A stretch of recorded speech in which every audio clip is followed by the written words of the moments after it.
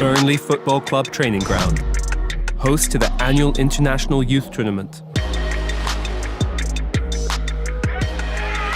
And nestled next to the pitches is a lab that is part of the wave of change that over the last decade has been transforming every aspect of the sport. All of the players across the course of the weekend are going to come into the lab, going to do a series of testing. Like Formula One, basketball and cricket, football has embraced the world of big data. Teams are using technology to gain the edge in all areas of the game. Stadiums across Europe are covered in cameras tracking players' every movement. Wearable sensors and GPS units monitor their overall physical performance, meaning each 90-minute game generates over 1 million items of data, giving backroom staff the key to possible success.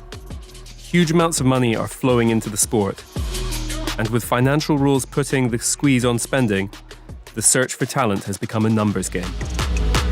AI-based sports science company AI.io is using data to help teams identify the perfect signing. I think there's almost 300 million football players worldwide who are all looking for an opportunity. They just want to be scouted, they want to be seen by a club, and actually that process requires a lot of luck. You need scouts to come to your game, to watch you, to have a good day. And we saw this world where, how do we put the power into the players' hands? Budding players upload videos of various drills, and using their technology, AI.io is able to evaluate their abilities.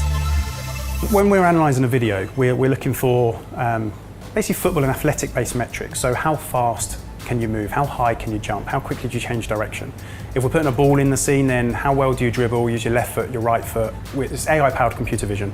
The video goes to the cloud. That's where we start to work with Intel, use a lot of AI-powered compute. It analyses all the movement-specific characteristics. Where do they move within the scene of that video? What's really important is we have professional benchmarks. So we will analyse all the players that we work with across the clubs. So we analyse the Chelsea players and those Burnley players again. And that creates a unique scoring system for each of those clubs. So it makes it really meaningful for the player to get some feedback, but it also makes it really meaningful for the scouts. They now see a score that's relevant to the players that they already know about within their own organisation.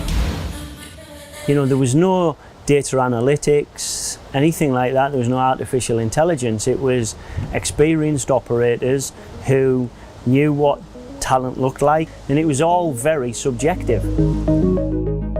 Each football club will probably have their own metrics on how they would be looking to benchmark players, but ultimately it's potential. And that's the most difficult thing to identify, is you can see what a player has at that time, but it's trying to identify what they're going to look like in the future.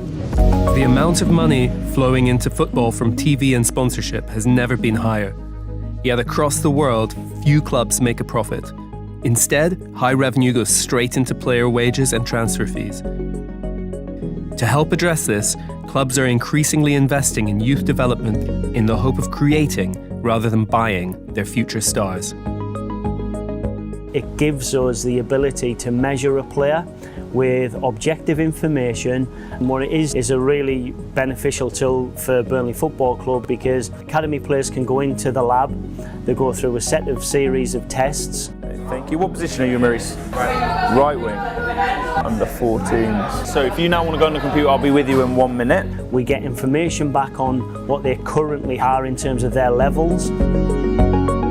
And what then that allows us to do is to develop an individual learning plan for that player over the coming months. Good scores, and we'll move on to the next test. We know what the player needs to work on, and hopefully within that 4-month period, as an example, they go back into the lab and it'll inform us of what the progress that player has made. Come on, big jump, up, up, up.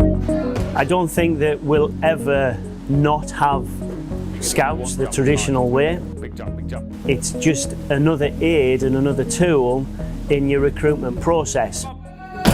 Grassroots and amateur level, it's always been difficult because you don't really have much opportunity to collect data unless you're in a professional environment. We've got all the longitudinal data, so as we collect every single year, every single time we work with our clubs, the power of that predictability increases. Pull up as hard as you can, all right? Now we're getting this data. You think we're getting millions in a mobile phone, then we've got our labs adding to the pro data, is that level of predictability of talent. But I think also helping support the talent going, Are you in the right position? Are you in the right sport? Giving them other opportunities to navigate sport in life, you might enjoy this a little bit more because you've got a great profile match to it. Lead with your hips, good, pull up, pull hard. Every football club in the land is trying to find that next diamond. If you're open-minded to the tools that are around, it's only going to increase other football clubs' ability to recruit players as well. You know, when I started many years ago, we didn't even think about it. Green, green, green, good, speed. And actually, even I would say 10 years ago, data analytics was just becoming a real prominent part of recruitment process. You know, we don't just use data now and AI in terms of recruitment. It's also used in match days and game models and analyse the opposition. It's just a broad spectrum, so at the top level I'd be amazed if nobody's using it. As football looks to get a grip on runaway spending with tighter rules, no club can afford to waste tens of millions of pounds on signing the wrong player. That's where many hope that big data can help. For elite teams, finding the very best player for a particular position can be the key to unlocking a title-winning season. This is why they bought me, of course. And for smaller clubs, making more limited budgets stretch further has never been so important. Many are also looking to unearth a hidden gem who can be sold on for what can sometimes be huge profits. In football, money talks, and the best way to predict the league is to look at the income and the wage spending of teams.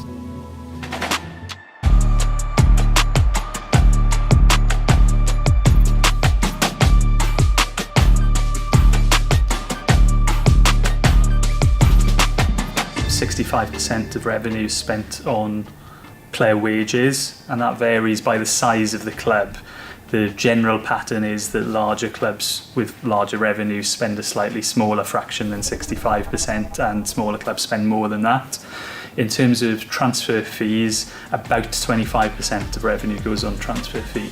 Ian Graham was Liverpool FC's Director of Research until 2023 and has attributed the team's Premier League title in 2021 to their use of data. The question is, how do I get more value per pound that I spend? A transfer can go wrong in many different ways, even when a player looks really good, and even when the data analysis says this player will be really good, that transfer can go wrong. The world's most expensive keeper. If you look at the history of Premier League transfers, 50% of the transfers fail, so the efficiency is really bad. Data analysis can help with that because we can benchmark and measure players on the same scale as one another. Then in the past sort of 10 years or so, tracking data has become widely available. For teams in the professional game in big leagues like the Champions League or the Premier League, the league pays for that data collection. You can see 29 coordinates per player, so you know the positions of their ankles, their knees, all of their joints, even their head and their eyes, so you can infer which direction a player's looking in. So it's really gone from like a small one-man band sort of business to a business where you need a team of software engineers. Over the last decade, data analytics in football has grown, but many are still struggling to use it to gain a competitive edge. Lots of teams have got their own data departments, and they invest in this area. Every investor's got access to stock market prices. Isn't that a level playing field? But not everyone gets to be Warren Buffett, right? And so the difference is in the discipline and the implementation. So few teams have really implemented a decision-making process that's based on data. So Liverpool, from the ownership and from the sporting director, it was demanded that the club would be evidence-based, and data analysis for understanding player quality was a big part of that.